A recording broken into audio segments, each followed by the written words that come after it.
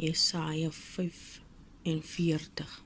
Ek self sal voor jou uitgaan en die hoogtes gelyk maak. Koperdeure sal ek verbreek en ystergrendel stukkend slaan. En ek sal jou die skatte gee wat in die donkerheid is en die verborge rykdomme, sodat jy kan weet dat ek die Here is, wat jou by jou naam roep, die God van Israel. Terwille van Jakob my knegt en Israel my uitverkorene, het ek jou by jou naam geroep, ek het jou 'n erenaam gegee, hoewel jy my nie geken het nie. Ek is die Here en daar is geen ander nie, buiten my is daar geen God nie.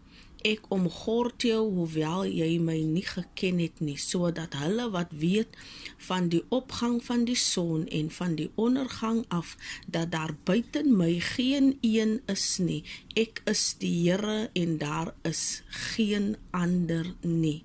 Amen. Die Here seën die lesing van sy woord en hy seën dit tot ons harte.